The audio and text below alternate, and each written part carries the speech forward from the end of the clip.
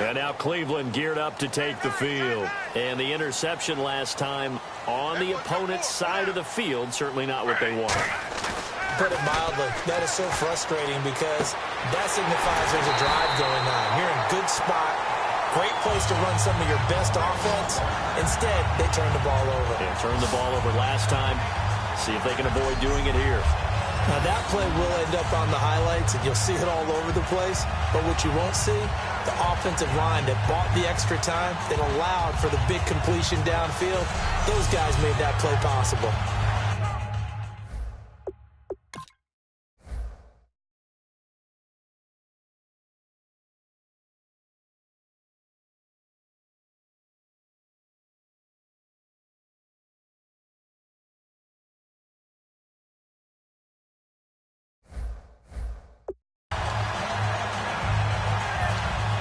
Fresh set of downs here.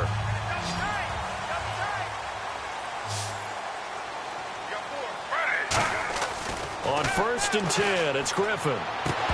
And his throw's going to be incomplete.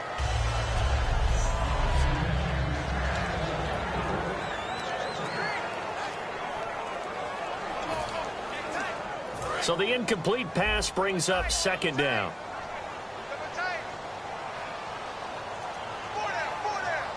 They come out with 1 back and 3 tight ends. And he comes back with 1 complete. And he'll get this one down to about the 20-yard line. And the play goes for 19 yards, gives him a new set of downs. So they're able to connect and beat the man coverage. Nice job between the two of them. One getting downfield, the other one delivering.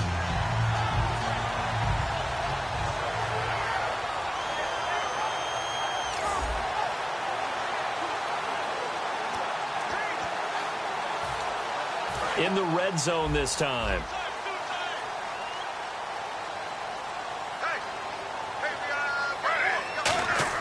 From the red zone now, here's Griffin on 1st down. And this is going to be intercepted. Picked up by Levante David. And a big turnover there as his guys will get the football back. Well, they thought they were going to break the tie. The defense had other plans. They were already in field goal range. But boom, an interception. I don't know if this was a case of being a little bit too greedy with the opportunity to put points on the board, but give credit to the guys on the defensive side.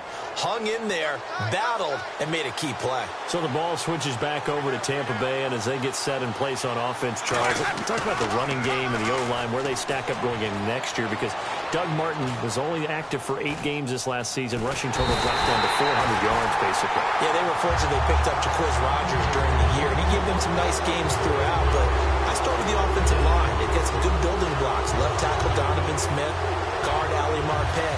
Great places to begin. I think they'll continue to try and fortify that offensive line because that will help whoever becomes their primary ball carrier.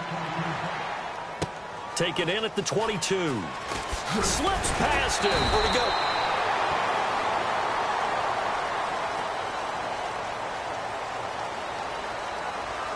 Illegal block in the ball. Return team. Automatic 1st down. And now the Browns offense trots back onto the field. And 2 interceptions already here in this first half. That's got to affect him a little bit, right? He's got to be thinking about it. He's got to be thinking about it, but there he goes, left side. 20. And all the way in. Touchdown, Cleveland. Terrell Pryor, 70 yards. And the Browns are able to strike quickly for 6. And they just ran the fly route there, didn't they? You broke it down perfectly. He ends up catching that one and taking it all the way into the end zone. Well, thanks. It was pretty simple to break down, though. I mean, that's just a guy going, running on the go route, making a play. Speed, kills. Speed, speed. And what does it do? It kills. There you go. Now, after the score, it's Parkey on to kick it away.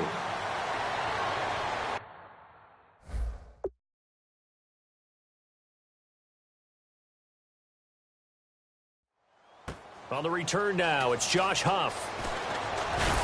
And he'll take it past the 25 and up to the 28-yard line.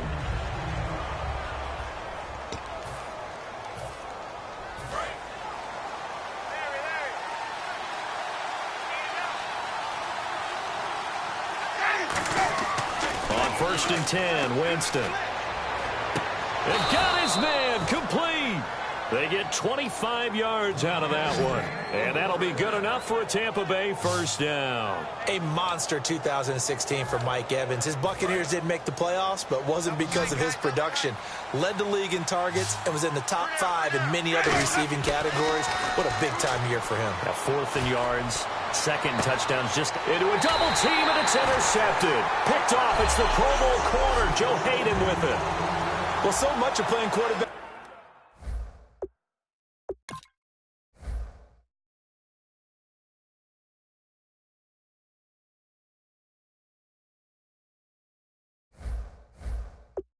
In the snow comes down to trying not to do too much.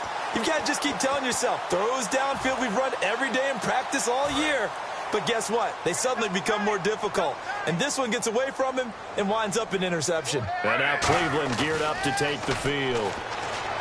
To throw is RG3. His throw incomplete.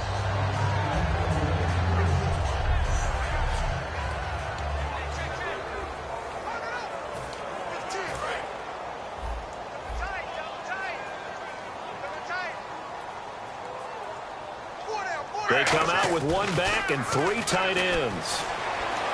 And here's another interception, the third of this first quarter. A great read, and it's picked off. And he's able to get it back to the 33-yard line. So that is 3.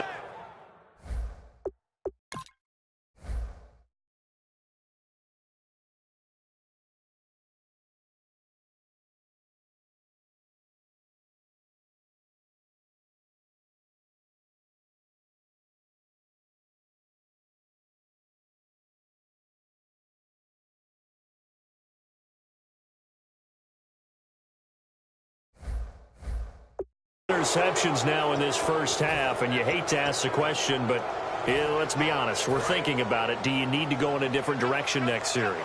Potentially. We know that he's probably not going to be on the Pro Bowl ballot. That's not really his stature here, but he has been their starting quarterback for this game. So they've got to weigh things about who's behind him. Do they think he can snap it back into gear? Maybe change up the play calling to help him out a little bit. Give him 16 on the pickup.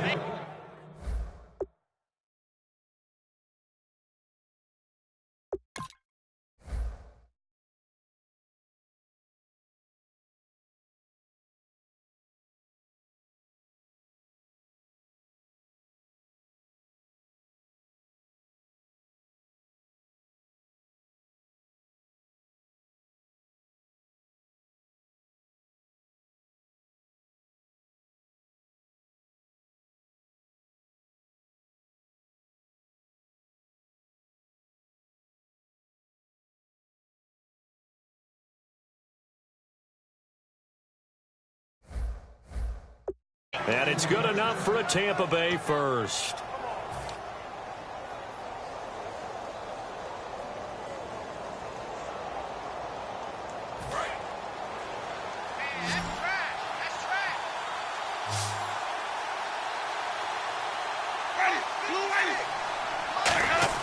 A first down throw for Winston. Looking for Evans, and it's intercepted. Picked off by Jamar Taylor. And he will be brought down, but he's got the intercept. Back with Charles Davis. I'm Brandon Gaudin. The Browns with the football to begin quarter number 2. They take over first and 10 deep in their own territory. And now Cleveland geared up to take the field. And following the interception, just any interception, are you a little bit more cautious when you start that next drive, or no, you just throw that out the window? And I think he's going to go. They're not going to get him. And he's brought down after a good gain. A gain of 39 that time. The well-executed slant routes are based on timing, and that one was hit just right. Ball out of the quarterback's hands quickly, right to the receiver. He catches it on the run, and you saw the end result. Big-time run after catch. They love those rack yards. They'll throw on first down with Griffin. Quick hitter here, it's complete. And taking it across midfield and inside the 45. And now with that completion, he's north of 200 yards here in the first half. And he's going to break our statistician Marvin, isn't he? Because Marvin right now is just tallying it up. Hope his hand doesn't hurt too much doing this or keeps hitting the calculator, but my goodness, what a start he is off to. By the end of this game, he could have monster numbers. He just wants to continue to be accurate.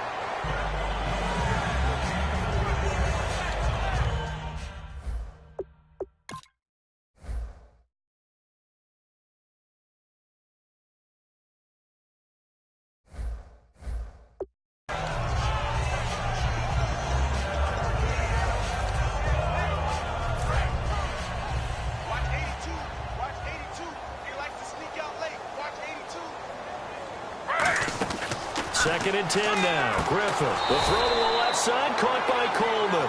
He'll wind up losing 3. And now it's third down. And that was well defended. And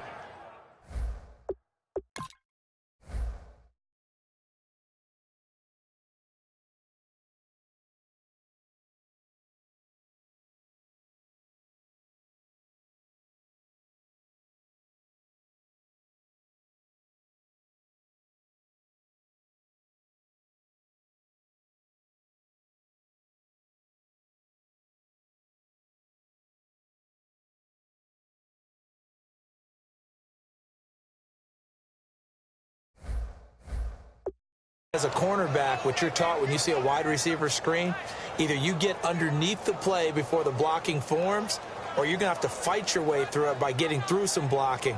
That was a really nice play there. Well, they've gone backwards so far in this series. 3rd and 13.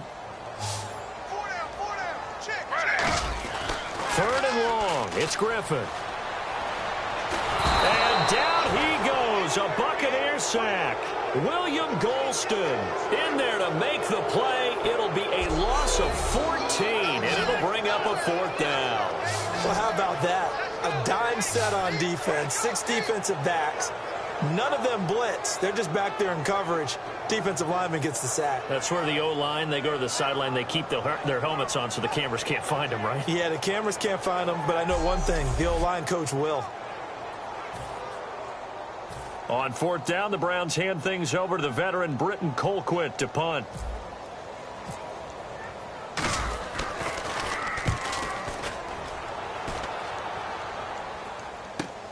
And this will be taken at the 13. Call that a 44-yard punt, 5 on the return. And the Bucs will get ready to go on offense. And Tampa Bay trots out there now. And 2 interceptions thrown here in this first half. You hear it, no matter the sport, they say the great athletes, they can kind of have a short-term memory, but that's easier said than done. It is easier said than done, but I played with a guy who threw 2 interceptions in the first quarter of a really big game we were playing. Johnny Unitas? And no, not quite of that level and not of that age. But I remember I was going for the age. I remember looking over at him, and he was smiling. And I thought, what is he smiling about? It's because he had enough confidence in himself that was a fluke. And he went out and played pretty well the rest of the day.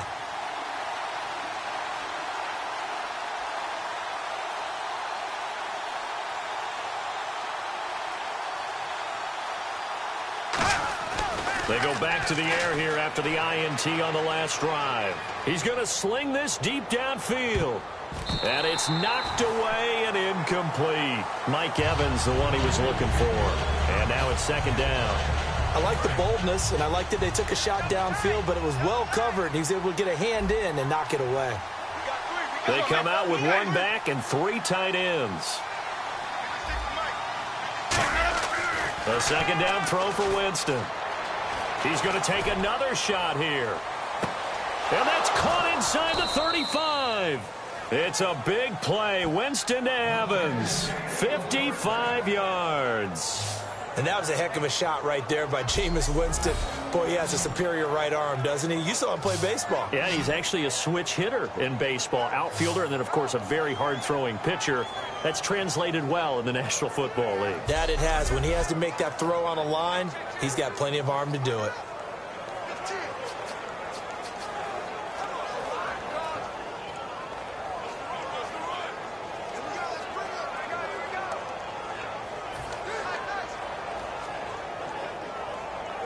So here we go, 1st and 10 now.